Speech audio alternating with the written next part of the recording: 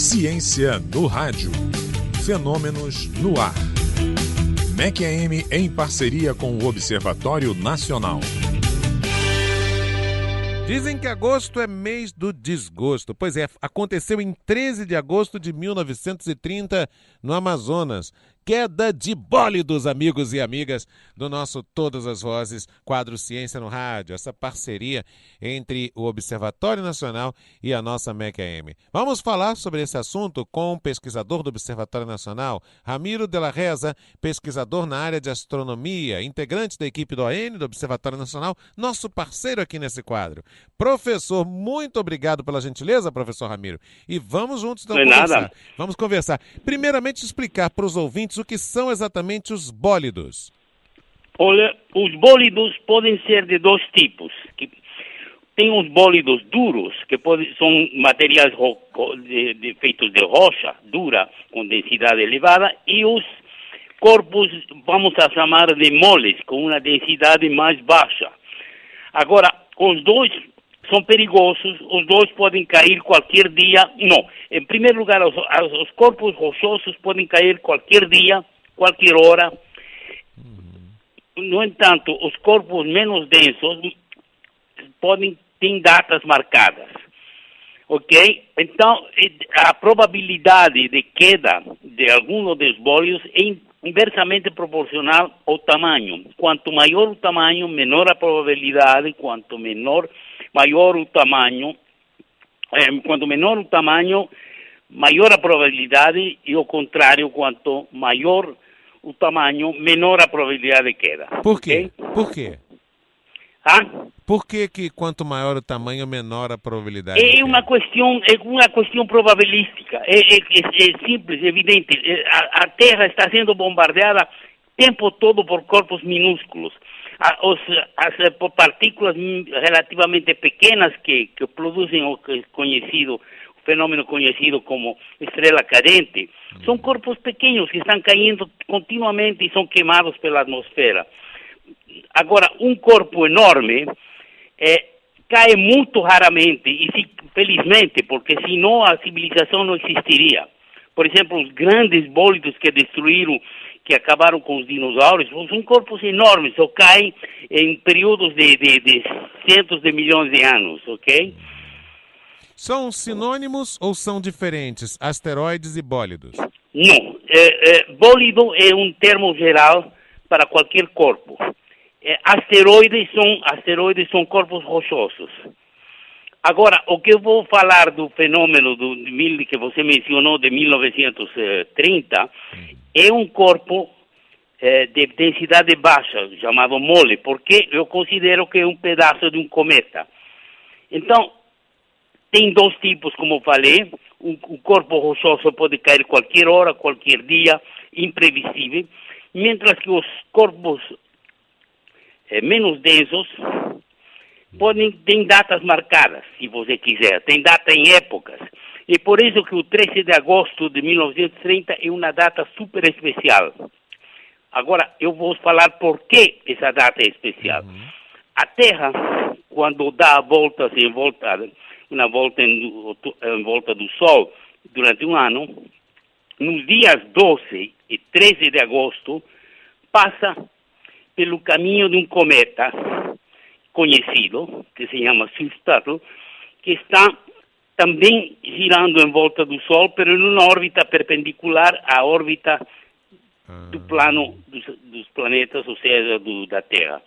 Então, o que acontece? O dia 12 e 13 de agosto, a Terra entra dentro do caminho do cometa e entra vamos chamar, uma espécie de ducha de partículas que o cometa vai deixando atrás dele. Ok? Então, é por isso que os dias 12 e 13 de agosto tem uma chuva chamada chuva das Perseidas, em que você vê as estrelas cadentes, várias delas por minuto, que é chamada chuva de meteoros. Interessante, é quando a Terra cruza com essa direção perpendicular. Exato. Né? E muito interessante, o pessoal já sabe que 12 e 13 de agosto, se o tempo estiver aberto, céus sem nuvens, é favorável para esse tipo de observação, né? Positivo. Agora, quais os bólidos que provocam uma forte luminosidade na queda? Quer dizer, todos provocam essa luminosidade? Todos provocam, pero depende muito do tamanho do corpo, não? Se o corpo tem provavelmente menos de 30 metros, uma coisa assim, o valor exato não se conhece bem, mas todos são queimados pela atmosfera, felizmente, porque tem esse atrito com a atmosfera e eles queimam. Então, maior o corpo, maior luminosidade, maior brilho vai ter a estrela chamada estrela cadente, que não é estrela, é simplesmente um bólido, um pequeno bólido que está se queimando, ok? Sim. Eu gostaria que o senhor explicasse também para a gente, professor, se existem registros de que naquela ocasião, em 13 de agosto de 1930, teriam sido criadas lendas, histórias, suposições de OVNIs por pessoas que, claro, ainda com pouco acesso à informação científica, não sabiam, não imaginavam do que se tratava aquela queda e aquela luminosidade. Em realidade, a história está bem contada. Está bem contada pelo seguinte, porque teve um religioso da ordem dos capuchinos italiano, Fedele d'Alviano. Ele estava fazendo sua catequese no rio Curuçá, que é um rio perto da fronteira do Brasil com o Peru. Ele fazia sua catequese normal e encontrou um vários povoados ao bordo do longo do rio Curuçá, em que os habitantes, geralmente gente que trabalhava com a borracha, não? Eles estavam completamente apavorados porque 5 dias antes tinham caído 3 bólidos. Então, ele fez uma coisa interessante, ele fez uma entrevista de uma centena de indivíduos, dessa centena de indivíduos fez um relatório, e esse relatório publicou no Jornal do Papa em 1931. Foi graças a esse relatório que toda a história começou. E o relatório interessante, não tem nada a ver com religião, é simplesmente um levantamento de todas as características. E nosso trabalho consistiu em fazer uma interpretação física desse relatório. Então, não tem mais testemunhas que esses seringueiros que estavam na época aí. Muito interessante, porque significa uma narrativa sem mitos, sem a influência da religiosidade. Aliás, há um detalhe muito interessante sobre toda a América Latina. Qual é a sua nacionalidade, professor? Olha, eu nasci na Bolívia. Na Bolívia, que legal. E eu depois tive várias nacionalidades, mas eu sou boliviano, nascido em La Paz. Mas morou em diferentes lugares. Pois é, não, o que eu queria contar é o seguinte, há uma curiosidade sobre os padres, loucura, como se diz em espanhol, da América Latina, no final do século XIX e até mais ou menos a metade do século XX, os padres eram muito interessados no conhecimento científico, ainda que para muitas pessoas isso possa soar estranho, mas vamos lembrar que Padre Landel de Moura, no final do século XIX, foi quem pela primeira vez fez experimentos com o rádio no Brasil, e podíamos listar aqui uma série de padres, uma série de líderes católicos que fizeram relatórios como esse que o senhor acaba de se referir, que acabaram sendo utilizados pelos institutos de pesquisa como narrativas que emprestavam conhecimento a um determinado setor, não é isso? É isso, e perfeito. E mais ainda, desculpe, este padre Fidele d'Alviano, que mesmo que era de uma missão pastoral, ele não era um jesuíta intelectual, ele já tinha uma inclinação geográfica e linguística interessante, porque ele chegou no Brasil e foi investigar o nascimento do rio Amazonas no Peru. Já é uma dica da personalidade do indivíduo. Depois ele ficou no Brasil trabalhando com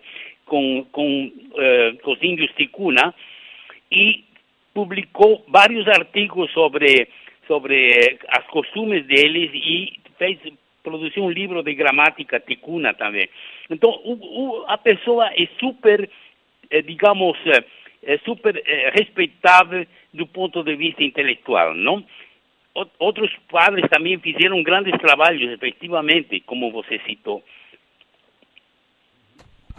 Professor, muito obrigado, muito interessante, sem dúvida, essa abordagem e que a gente possa conversar em outras oportunidades sobre esses assuntos, já que essa parceria nossa tem sido de muita repercussão. Os ouvintes gostam muito dessa contribuição do Observatório Nacional aqui para os conteúdos, para os contenidos. E a próxima vez podemos falar da expedição que foi feita, foi feita uma expedição que saiu no Discovery Channel e foi feito outro trabalho também com 2 do Discovery Channel e que podem ser interessantes para as pessoas que estão escutando esta história. Sobre esse episódio do 13 Claro, de... sim, então, a história continua. Então vocês hablamos isso ahorita, agora mesmo. Vamos falar o que foi descoberto por essas expedições. Bom, olha, a seguinte, tínhamos feito vários estudos. Um estudo foi, justamente como sou boliviano, eu perguntei se tinha um registro sismológico em La Paz, porque em La Paz existia, voltando, era um observatório jesuíta, que era o principal da América Latina, que começou em 1913, e perguntei se tinha um registro do evento, da queda dos bólidos. E positivo, eles tinham um registro efetivamente com o tipo de ondas, características de ondas de superfície, do 13 de agosto e da hora do registro. Uma coisa maravilhosa, isso nos permitiu ajudar a calcular a energia do bólido. Então, de um lado, temos esses registros sísmicos. Do outro lado, fizemos estudos sobre a modelagem de que seria o tipo de, se um bólido duro, um bólido mole, qual seria as consequências. Então, tínhamos que visitar o local para visitar e ver a cicatriz, ou seja, a cratera, o que seja. Então, o INPE mandou um avião que fez umas fotografias, mas infelizmente as fotografias tinham uma resolução muito grande e não dava para ver. Mas com satélites conseguimos ver a cicatriz. Então faltou fazer a expedição. Aí foi que as pessoas me diziam, você tem que ir, não? Porque não tem outro jeito. Sinceramente, eu tinha medo. Então, pedi um auxílio do Exército para fazer a expedição. Aí veio uma jornalista do programa fantástico da Globo e me falou, olha, o que você precisa para ir para lá? Então, eu preciso conselhos de um sertanista chamado Sidney Pozuelo, que uma pessoa super, que foi presidente não é Ibama, da outra, esqueci o nome. Bom, não importa. Ele falou que podia ir com a gente, então não tinha alternativa, fizemos a expedição, veio a televisão australiana, vieram outras pessoas interessadas em meteoritos, e fomos lá em junho de 1997. Fomos lá, na região que nunca um homem branco tinha entrado. Foi impressionante, foi linda experiência. A gente quase morre porque era perigoso. Sim, sim. Era uma região onde tinha tribos isoladas. E a gente conseguiu ver a cratera. A cratera é uma coisa super especial porque era uma cratera pequena, ou grande, digamos, de meio quilômetro de diâmetro, só que era relativamente plana. Isso é característico da queda dos corpos moles. E a vegetação tinha já crescido. Então, conseguimos relativamente bem detalhar alguns pontos e encontrar algumas rochas que podiam, não rochas, sino corpos, mas de basalto que podiam indicar a queda do bólido. Tudo isso foi publicado num livro de astronomia, da história da astronomia brasileira. Ok? Muito interessante e que bom que a gente pode tomar conhecimento deste assunto, que ele ajuda a entendermos muitas das coisas que as pessoas às vezes olham no céu e ficam imaginando mil coisas e até mistificando processos, quando na verdade nestes casos são apenas e exclusivamente fenômenos absolutamente naturais.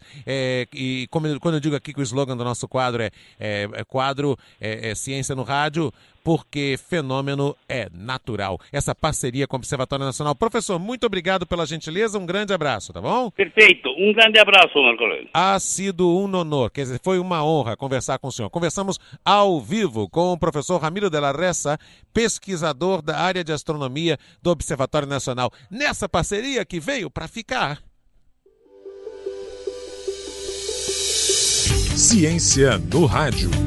Fenômenos no ar.